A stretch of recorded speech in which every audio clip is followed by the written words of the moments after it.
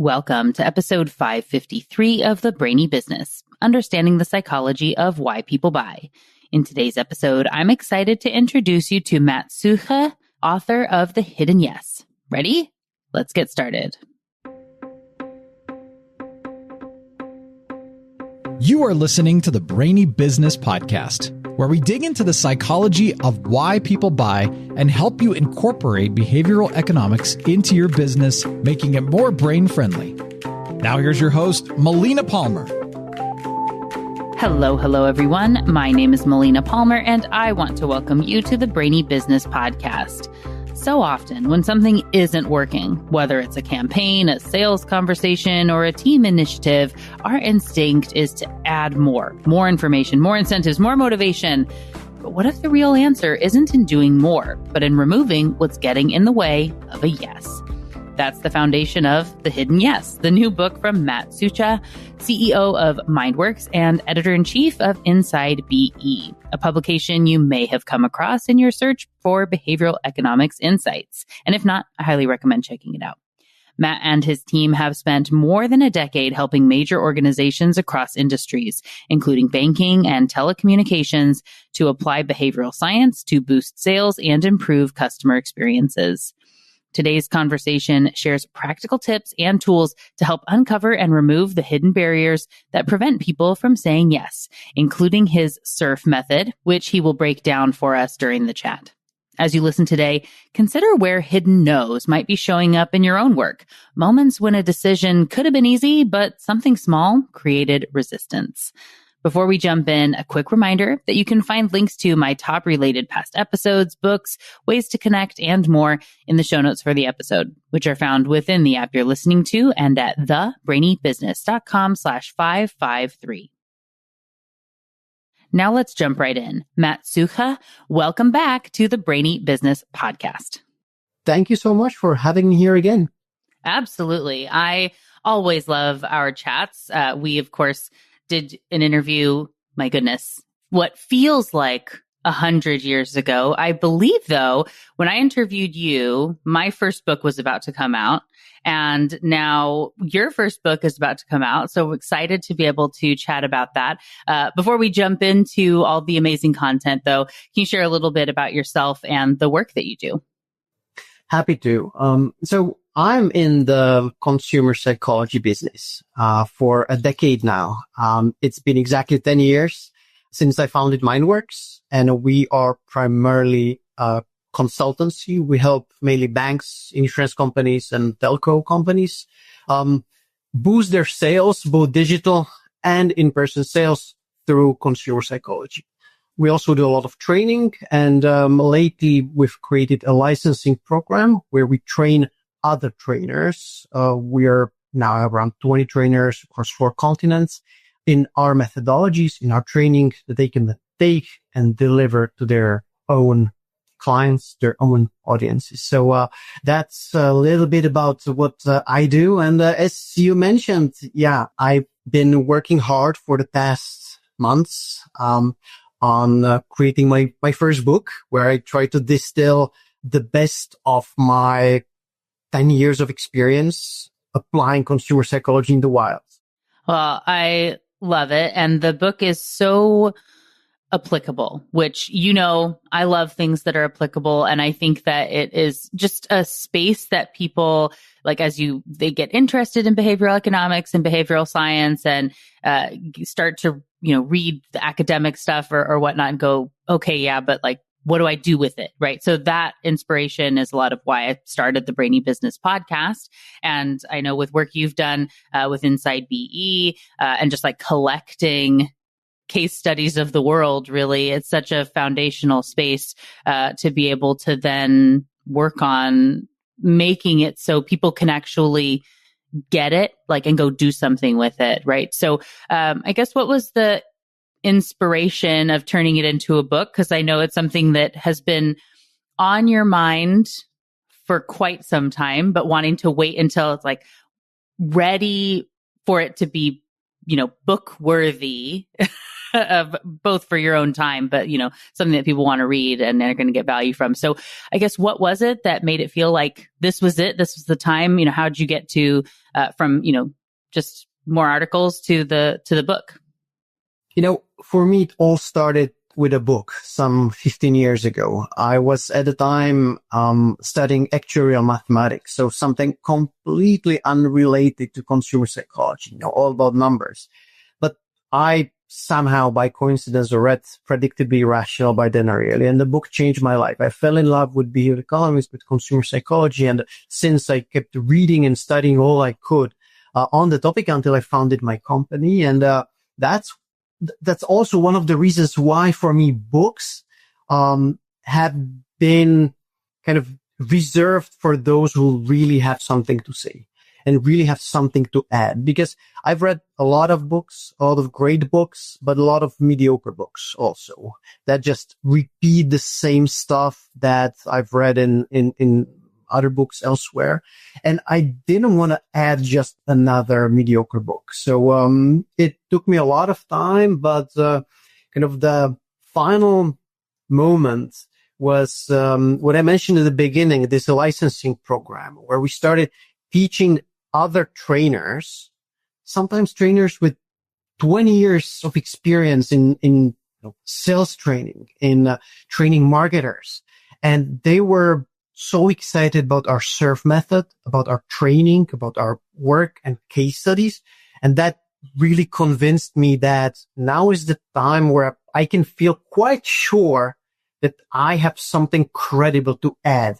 And, as you mentioned, I try to create a book that would be super applicable, because this is what we have seen so many times. People get excited by consumer psychology, by behavioral economics, because they have read a book, but very quickly they hit a wall because somehow they don't know how to apply it. Well, I've read about anchoring. I've read about, uncertainty. I've read about a million other principles, but how do I actually take it and apply it in my own business to drive results? And that's where the biggest hurdle lies in my experience. And this is what I try to do, bridge in a way. So there's intention action gap. Absolutely. And so you mentioned the SURF method, which is, of course, really foundational within the book. Can you share a little bit about what that is? Over the past years, we've tried a lot of frameworks, because if you want to do something consistently, you have to have some kind of methodology, some kind of framework. But nothing has really worked for us. So then we started coming up with our own stuff. And then we started teaching it. But we found out that some of it was way too complex to be, for others to adopt it. Some of it was just too simple. And then we were playing around with it, really analyzing in detail. So what do we actually do in our projects? And that's how SURF was born. So basically SURF, it's an acronym, and it basically distills our process, our methodology into 4 steps. And they revolve around 3 fundamental mistakes that we see people in sales and marketing do over and over and over again. The first one is that people have a natural tendency to jump to solutions, to start coming up with solutions. Well, I have an email that's not performing, that's not converting. Well, how would I change it? So what if we just change the subject? What if I wrote this instead of that? But what we say is that, well, wait, hold your horses. Because the very first thing you have to do, you have to be very clear about what you want to achieve with that email, with that phone call, with that conversation with the client. And that's where S comes in. So S stands for set behavioral goals. Because there are only 3 things that you can change with communication. And that's how the person feels, what they think, and what they do. And you have to be crystal clear. What are you trying to achieve? What do you want them to feel, think, and do? before you start coming up with solutions. And so let's take, say, a phone call, for instance. So the very first thing is that I should split the phone call into what we call stages or key moments. And so it can be, the introduction where I just say, who I am and why I'm calling. Then it could be the explanation, what I want from you. Then it could be the discussion and then agreeing on the next steps. Or now just simplifying it a lot. But let's say we have 4 stages in a phone call. So the very first thing you have to do, you have to define clear behavioral goals for each of those stages. This is what S stands for. And then the second fundamental mistake, which I think is the biggest one and the closest to my heart, it is that, again, very naturally, when we think of persuading someone, we think in terms of motivation. So if I want to persuade you of something to buy from me, to do business with me, what I'll think about is, well, how can I motivate Melina to buy from me? But this is the wrong question, because very often in our experience and research shows, more often than not, when a customer doesn't do what you want them to do, the problem is not a lack of motivation. More often than lack of motivation, the problem are some psychological barriers that stand in the way. It might be that you feel like I'm trying to sell you something, so you will push back. Maybe you feel some uncertainty. You're not quite sure how it works, how you can get rid of it. So you'll decide to postpone the decision. And this is the second letter in our SERVE method, the U. So uncover the barriers. So first, I clearly define what I'm trying to achieve. So what I want them to think, feel, do. Then I ask myself the question, why not? Why will they not think, feel, do what I want? And I'm trying to come up with the different barriers it might be experiencing. Then comes R, which is removing barriers. So I'll tweak my communication, I'll tweak my copy, I'll tweak what I'm telling my client so that I have removed the barriers.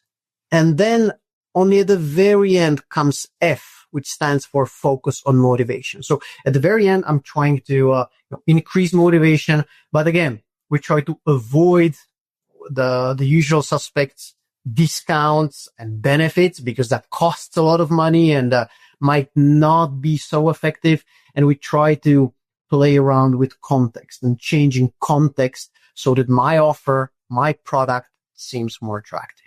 So this is a step-by-step methodology that you can basically take and apply to any customer interaction. And we have seen in our work, our licensed trainers have seen it. It really works like magic. Yeah, I thank you for breaking that down to share. And I know for me, the section that I talk about so much is just that understanding the problem. So like that first piece, I'm always very glad when I see that of, don't jump to the solution. We got to talk about what's going on first. And so I think that's always so great. And I really loved how much time you did dedicate to those barriers and knowing like the difference in increasing motivation is just not really how humans work as much as we would like to think. And so giving all these opportunities to do that. And I love how so many of your case studies through the book, whether they're from your own work or from others that you've found, I always love when it's a small thing. And like you said, you don't have to resort to a discount or something that's going to cost the firm a lot of money, but you can make this little adjustment and everything can just click, right? It just feels right for the person you're trying to sell to. There was an example really early in the book about a job description that I really, really liked. And so can you share a little bit about what happened here? Because I think this is one of those problems of the default to the wide net, right? Like feeling like we have to be available because anybody might want, and we want everyone to feel included. And you make this job description that then no one ends up applying for. And you find yourself in a problem and feel like you have to raise the salary or increase benefits, but you don't have the budget to do so. And so I thought this was just a really great example. Can you share a bit about it? Very happy to. So this is an example that's, I think in the intro chapter in the part on psychological barriers. And this was a case study from a couple of years ago where we were approached by a company and they asked us to help them redesign their job ads so that, well, logically attract more people. The client was a telecommunications company and they were hiring some call center positions.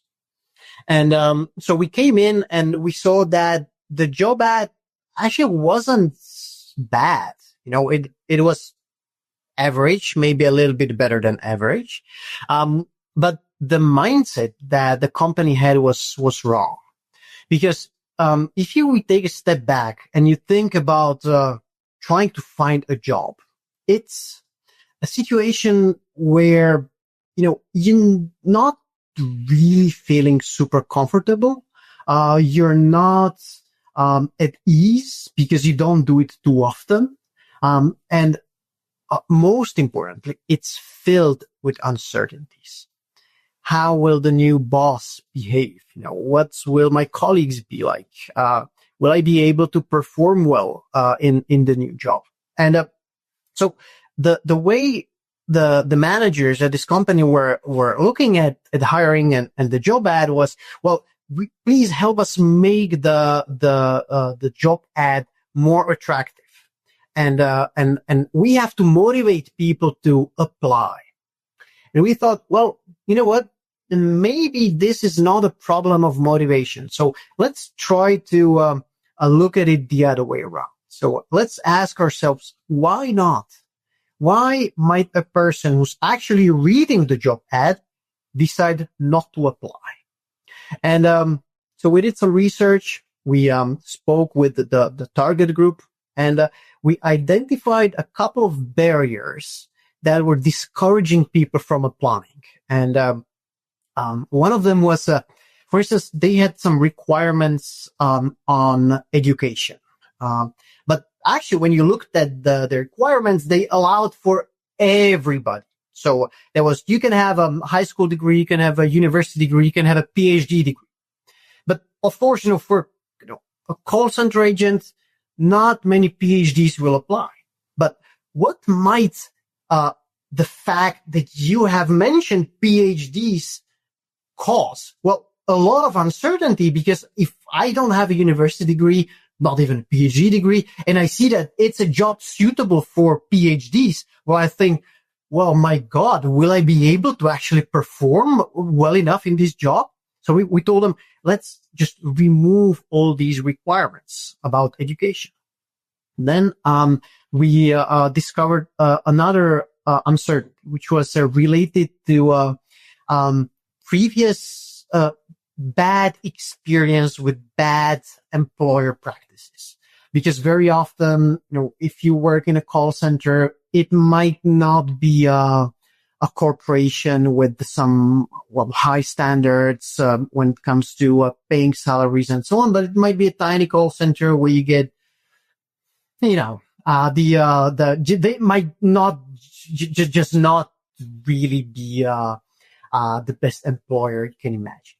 And so that was another uncertainty we had to address. So instead of describing how amazing the job is and so on, we clearly stated that you would get a fixed salary that would be paid out on a regular basis. I don't know, we mentioned how often. So to really be very straightforward and clear about the fact that you don't have to worry about this at all. Then, there is another psychological barrier because, called psychological reactance. So if, you feel like I'm trying to sell you something, you'll push back. And, the same thing happens, in a job ad. If I describe my own company as the best place in the world to work, there would be a natural tendency to, try to find flaws in what I'm saying and so on. And one of the remedies to psychological reactance is if it's not you who's describing the company, but if you use other people and their testimonials to talk about the positives. And that's what we did. We spoke to some people working in the company as call center agents, and we asked for their experience, their testimonials, and that's what we put in the job ad. So at the end of the day, we removed a lot of things, a lot of requirements. We really paid close attention at the uncertainties and removing the uncertainties. And when it was A/B tested, the results were just amazing. It attracted 3 times as many people. And even more surprising, that the people were more qualified than those before, even though we removed the requirements. So, and this is the power of removing barriers, because, if I'm afraid that, I won't get my salary on time, well, you can add 15 different benefits, but it won't convince me until you have removed the single barrier. So yeah, I always, tell my clients, people sitting in my training, you all know the book Start with Why. Forget about it. Start with why not.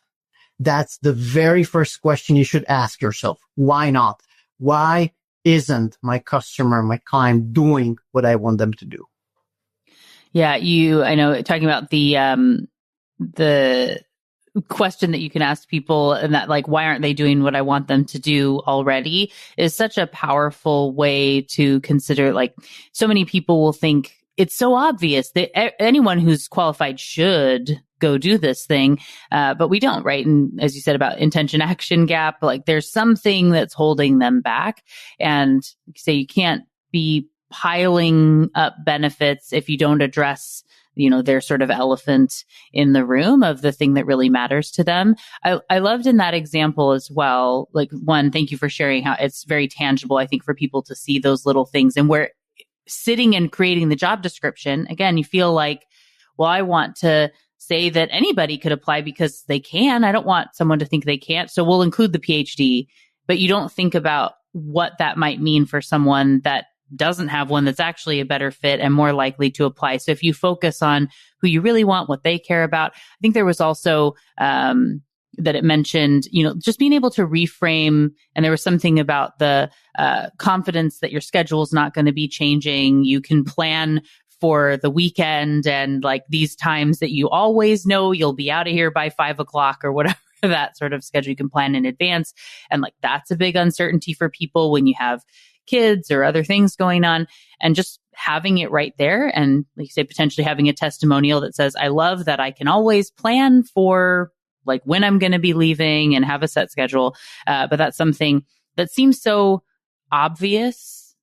Like, of course it will do that. But like you said, the people that are applying have dealt with other circumstances. And so you have to be able to get out of your own expectations, as you're not the person that you're trying to sell to. So being able to understand what they really care about, the behavioral aspects and why they're not doing something, is something that just takes practice, right? You have to pause and think about it and ask some good questions. There are actually 2 things, because the first one is that you have to change your own mindset. Because as I said before, we have this natural tendency to first jump to solutions, and the second natural tendency to pile up more motivation. So you need to switch your mindset and start looking for the barriers. And the second thing, and that's what we do in all of our projects, we start by trying to discover the hidden barriers. In research, we conduct research anytime it's possible. We try to uncover what's holding people back. This is what you need to do, because sometimes you're just unable to figure it out by yourself, because you're just so deep in your own products and offers and services, and they're crystal clear to you, but they're not crystal clear to your customers. And just so many times that it has happened to us that we uncovered barriers that blew our minds. I'll give you an example. So we worked with this insurance company, and we were helping them redesign their online digital sales processes and funnels. And this was a funnel for car insurance. And at one point, they were asking people or website visitors if the car was new or used. Well, it sounds like a very straightforward question, but we discovered that it actually wasn't, because if you had bought your car 2 months ago, is it new or is it old? And if you simply cannot answer, you will not move forward. You'll just postpone the decision or abandon the process altogether. So it's so often these little tiny things that are ruining your conversions and your sales, and you need to uncover them and remove them. Right. And so in that case, the specificity is actually helpful there, right? So instead of, is it new or used? Like, I'm in this weird sort of limbo zone. Like, I've had it for how long? But if it says, have you had your car for more or less than 6 months? Like, or, and you're the first owner or something, right? You can kind of figure that out. But then say, okay, yes, I've less than 6 months. I can proceed. But people also, it's like, I don't want to lie or misrepresent, and I'm not sure. How do you define it? I'll call back later, or I'll deal with this when I have time to make a phone call and ask somebody, which, we all know in business is basically never. I'll go try someone else's form and see if I have better results over there. I also really liked the example. There were 2 case studies at the end of the book where you walk through really step by step in that SURF method. One of them being the loan, like somebody's going to take their loan to another financial institution. And what I really like about this is, so I talk about, you're talking about the different stages of the interaction of like when they open an email, when they do this step, when they do that, and that experience.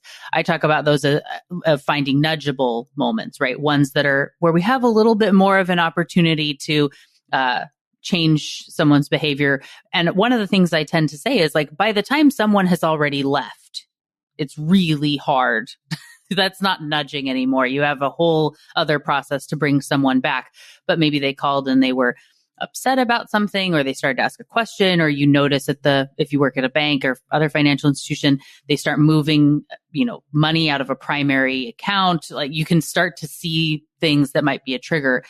I love how this example is a point where it might feel like, well, there's no hope of getting this person because they already have funds at another institution and kind of we're done. But you showed, a few tweaks by understanding the barriers and the language that's able to be used in those questions that really help to bring, more people to want to stay with that financial institution, even when it might have seemed like they were too far gone. Can you share a little bit about that story? Sure. So this was a retention phone call or a retention call script, and just to talk about the context a little bit more. So the problem was that by the time the bank called the client, they already submitted the request to move their loan or to repay their loan, and then because by that time they might have already funds from another bank in their account. So and so we didn't really, once again, work with motivation, with making it more attractive and so on. We just changed the flow of the script, and the results were, I think there was a double or triple increase in conversions. And the main thing was that the main barrier that went throughout the phone call or the call script was psychological reactance. Because if you just think about it, I'm the client who wants to take their loan away from that bank, and the bank is calling me to persuade me to stay. So, you're trying to push me into something and I don't want to do it. So there is this resistance. And we knew that if we wanted to be successful with the phone call, we had to remove the psychological reactance. And that's what we started working on from the very, very beginning. So, instead of, in the first couple of sentences telling them, So you want to repay your loan. I'm calling you because I might have a more attractive offer for you.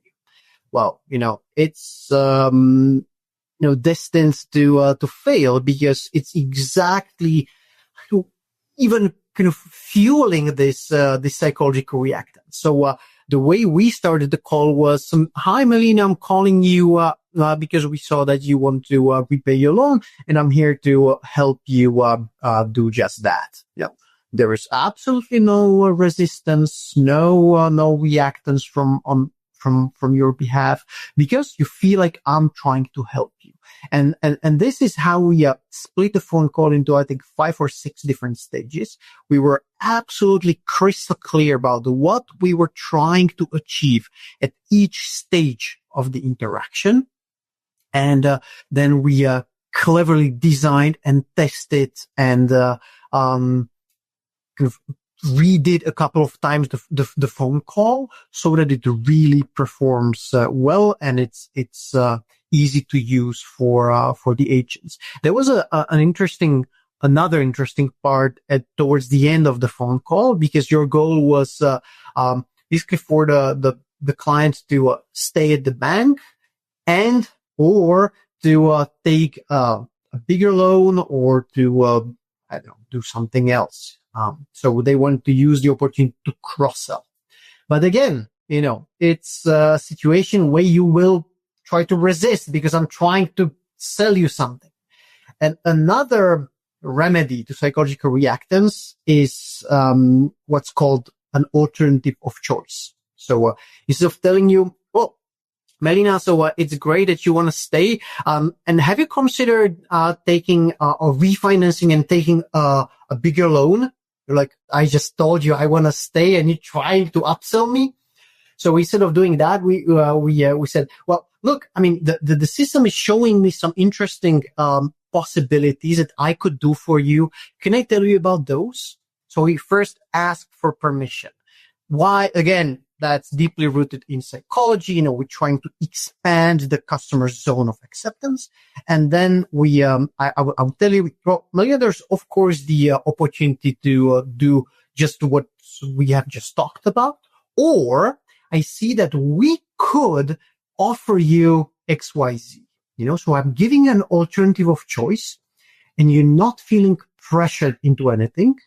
I have removed the psychological barrier, and there is much better chance that you will actually choose to maybe even to refinance and get a higher loan.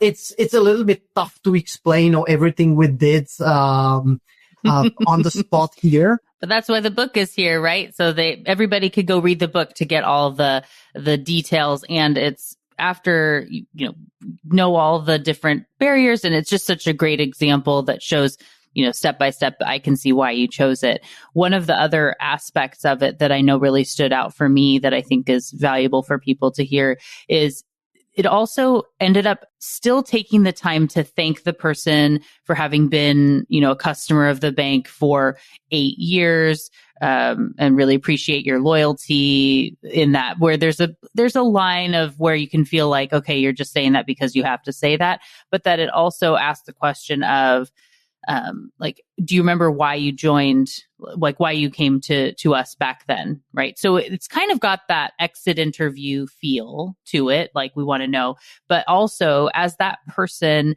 now re-identifies with the person they were when they decided to be your customer back then, and why I liked you and why I chose you. Then when you go to offer something, it's like, I've been reminded of being the type of person that likes this bank. And so I want to continue to be that person because it's part of my identity, right? But it's such a subtle, easy question to ask, point to be able to make, thank them for the time, and just be okay too, is a lot of people will still leave, right? And that's okay. You have to know that you're not going to have 100% of people that have already obtained funds from a new bank not go along with the journey they're already on. But, instead of having only 5% stay, you can get, 15% of people that end up staying with you instead of leaving. That's massive, a huge shift that you can have there. But if you are in that kind of desperate, looking at it in the way of like, I'm trying to break up with you, and the, boyfriend or girlfriend is like so over the top. There's like nothing you can say to get them to stay, especially if you're really desperate. But when you're a little bit more open, that goes over a lot better. Yeah. And, it wasn't just the quantitative result that was interesting, but also the qualitative feedback we got from the call center agents. Because before, the way they handled the calls was very pushy. They were trying to desperate to save the customer by trying to coerce and push them into accepting the offer. We completely changed that. We made it much more pleasant for both the agents and the customer. The results were great, but also, we had instances where the agents came back to us and they told us, I had a customer thanking me for having this phone call and for paying attention to him, to his situation. And that never happened before. So it was both. And that's what we actually see so often, not only in retention, but also in sales, that if you focus first on removing the barriers, it's not only more effective when it comes to the conversion rates, but it's much more effective and pleasant from the point of view of customer experience. So you're basically killing two birds with one stone. So you're making the experience better, and you're making the interaction much more effective from the sales point of view. Definitely. And, win-win-win sort of scenarios are always what we want to look for, right? Best for everyone. Well, as we go to close out the conversation, I can't believe we're here already. Like we said, I know you and I can chat for days and hours and whatnot. If you were going to pick one more thing to be able to share for people, that's a key tip or insight, something surprising for them to learn, what would you want to share with the audience? I would say that if you have been hoping to one day stumble across a book that's really kind of a step-by-step guide to how to apply consumer psychology to boost your sales, I've tried to create that. And I've really tried to steer clear of theory and be very, very practical with the maybe even hundreds of tiny examples and case studies. So if you want a practical toolkit and a methodology, not just a collection of principles and biases, I think you might enjoy it. Agreed. It's a fantastic book. Lots of examples. One of them, and we have like just a smidge of time, but I was looking through my notes of like, is there anything else I want to make sure to mention? And I wrote pizza defaults. And and I do love this example. If you could share a little bit just of the idea of the type of things in the book. Yeah. So this is in the second part of the book where I talk about the context and how you can make your offers more attractive, not by adding more benefits and decreasing the prices, but by changing the context. And one of the ways to change context is, and this is very applicable if you have some, your main product or service and you have some smaller additional services you're trying to cross-sell. So instead of asking the customer, so which of these services would you like to add to your product, you switch the question and you ask them, well, there is a package of additional services. Which of those services you're not really interested in? This works like magic. I run this experiment so often in my workshops, in my keynotes. I ask people in the audience, so I split them into groups and I make the first group scan a QR code and they are supposed to create their favorite pizza, and the first group has tomato base and then they're supposed to take the ingredients they want to put on top. And the second group is starting with a fully loaded pizza and they should take the ingredients that they want to remove from the pizza. And what we see consistently is that the second group ends up with roughly 2 to 3 times as many ingredients. And we tested this Actually, one of salespeople who went through our training tested it in the telecommunications industry, selling phones and accessories. And he saw, I think it was a 32 or 33% increase in the average value of the accessories package sold with new phones just by switching the conversation. So it's sometimes these tiny little things that just play into how people make decisions, into how our subconscious operates.